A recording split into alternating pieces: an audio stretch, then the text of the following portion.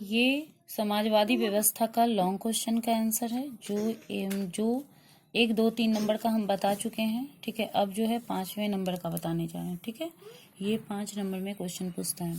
ये कारण लिख दिए थे, होगा प्रभाव। रूसी क्रांति के प्रभाव की विवेचना करें। प्रभाव मतलब रूस के क्रांति का क्या प्रभाव था, है ना, दुनिया पे क्या असर हुआ। तो इस क्रांति के पश्चात श्रमिक अथवा सर्वहारा वर्ग की सत्ता रूस में स्थापित हो गई। सर्वहारा वर्ग के बारे में हम पीछे लिखा चुके हैं कि समाज का वैसा वर्ग जिसमें किसान, मजदूर एवं आम गरीब लोग शामिल हैं। क्या चीज? सर्वहारा वर्ग का मतलब क्या होता है? समाज का वैसा वर्ग जिसमें किसान, मजदूर एवं आम गरीब लोग शामिल होते हैं, वह क्या कहलाता है? सर्वहारा वर्ग कहलाता है। ठीक है, तो सर्वहारा वर्ग की सत्ता रूस में स्थापित हो गई। मतलब किसानों की सत्ता स्थापित हो गई, मजदूरों की सत्ता स्थापित हो गई, ठीक है, और गरीब लोगों की सत्ता स्थापित हो गई। तथा इसने अन्य क्षेत्रों में भी आंदोलन को प्रोत्साहन दिया रूस क्रांति के बाद विश्व विचारधारा के स्तर पर 2 खेमों में विभाजित हो गया। मतलब कि यह जो रूस की क्रांति हुई, ठीक है, इसके बाद रूस 2 खेमों में विभाजित हो गया। कितने खेमों में विभाजित हो गया? 2 खेमों में। एक साम्यवादी विश्व, पता है साम्यवादी का मतलब क्या होता है? कि वैसा समाज जिसमें सभी एक समान रूप से रह रहे हों, ठीक है, और पूंजीवादी विश्व, मतलब इसमें जो होता है अमीर लोग आ गए। ठीक है, फिर हम लोग आते हैं, यह जो है 4था नंबर क्वेश्चन है, कार्ल मार्क्स की जीवनी एवं सिद्धांतों का वर्णन करें। कार्ल मार्क्स की जीवनी एवं सिद्धांतों का वर्णन करें। यहाँ हम बता दें 5 नंबर में आपको जो है एक जीवनी जरूर पूछता है। ठीक है, 5 नंबर में आपको एक जीवनी पूछना ही पूछना है। 10th वाले आप लोग ये जान लो। तो आप 10th वाले जो भी हैं, गॉडी बॉल्डी को याद कर ले, मेजनी को याद कर ले, कार्ल मार्क्स को याद कर ले, क्योंकि इसमें से एक तो आना ही है। ठीक है, तो आते हैं, कार्ल मार्क्स की जीवनी एवं सिद्धांतों का वर्णन करें। ठीक है, कार्ल मार्क्स का जन्म 5 मई 1818 ईस्वी को जर्मनी के राइन प्रांत में हुआ। ठीक है, अंडरलाइन कर देते हैं, उस लाइन को याद कर लीजिएगा तो आप लोग आराम से वहां पे एग्जाम में लिख सकते हैं। इनका जन्म कब हुआ था? 5 मई 1818 ईस्वी को। ठीक है, कहाँ पे, किस जगह पे हुआ था? जर्मनी में। और किस प्रांत में हुआ था? तो राइन प्रांत में। किस प्रांत में हुआ था? राइन प्रांत के ट्रियर नगर में हुआ था। ठीक है, ट्रियर नगर में हुआ था। यह यहूदी परिवार में हुआ था।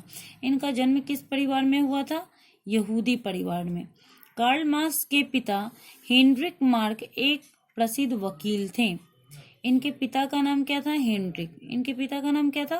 हेनरिक, है ना, और यह पेशे से क्या थे? वकील थे। तो कार्ल मार्क्स के पिता हेनरिक मार्क एक प्रसिद्ध वकील थे, जिन्होंने बाद में चलकर ईसाई धर्म ग्रहण कर ली। इन्होंने कौन सा धर्म ग्रहण किया था? ईसाई धर्म। इन्होंने कौन सा धर्म ग्रहण किया था? ईसाई धर्म को ये मानने लगे थे। कौन? इनके पिता, है ना। मार्क्स ने बोन विश्वविद्यालय में विधि की शिक्षा ग्रहण की। इन्होंने किस विश्वविद्यालय से ग्रहण शिक्षा की, कहाँ से पढ़ाई किया? तो बोन विश्वविद्यालय से। ठीक है, 1936 में वे बर्लिन विश्वविद्यालय चले आए, जहां उनके जीवन को एक नया मोड़ मिला। ठीक है, 1936 में वे कहाँ चले आए थे? बर्लिन विश्वविद्यालय चले आए थे। कहाँ चले आए थे? बर्लिन विश्वविद्यालय चले आए थे, जहां उनके जीवन को एक नया मोड़ मिला। ठीक है, मतलब इनका जो राजनीतिक जीवन था यहाँ से बदल गया, क्योंकि ये जो है मार्क्स हीगल के विचारों से प्रभावित हो गए थे। किसके विचारों से प्रभावित हो गए थे? हीगल के विचारों से प्रभावित होने के बाद जो है कार्ल मार्क्स का जीवन जो है बिल्कुल बदल जाता है। ठीक है, और उसके बाद ये 1843 ईस्वी में उसने बचपन के मित्र जेनी से विवाह किया। किसके साथ विवाह? इन्होंने किसके साथ विवाह किया था? बचपन के मित्र जेनी के साथ। किसके साथ विवाह किया था? बचपन के मित्र जेनी के साथ विवाह किया था। और किसके विचारों से प्रभावित हुए थे? हीगल के विचारों से प्रभावित हुए थे। अब यहाँ क्वेश्चन पूछ रहा है कि जीवनी तो बता दी है, सिद्धांतों का वर्णन करना है। किस चीज का वर्णन करना है? सिद्धांतों का। तो मार्क्स के सिद्धांत है द्वंदात्मक भौतिकवाद का सिद्धांत। द्वंदात्मक भौतिकवाद का सिद्धांत। वर्ग संघर्ष का सिद्धांत, इतिहास की भौतिकवादी व्याख्या। ठीक है, आप लोग इसको याद कर लीजिएगा कि पहला मार्क्सवादी सिद्धांत के अंतर्गत आ गया द्वंदात्मक भौतिकवाद का सिद्धांत, दूसरा लिख लीजिएगा वर्ग संघर्ष का सिद्धांत, और तीसरा लिख लीजिएगा इतिहास की भौतिकवादी व्याख्या। और इससे ज्यादा लिखना होगा तो आप अपने बुक से भी लिख सकते हैं।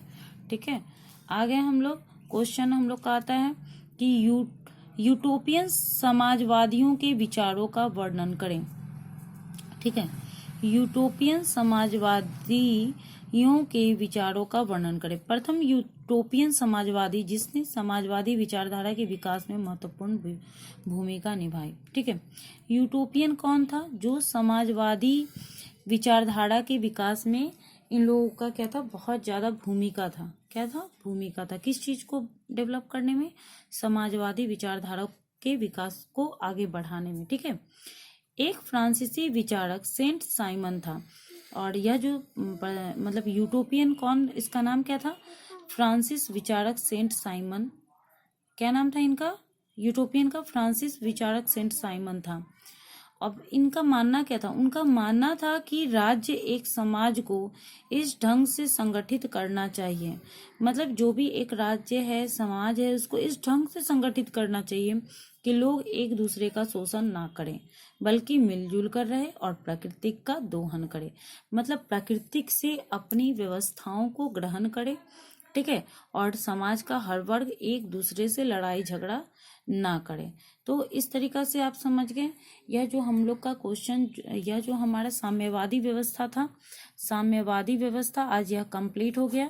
आप लोग जो है इसमें ऑब्जेक्टिव भी हम बता दिए, सब्जेक्टिव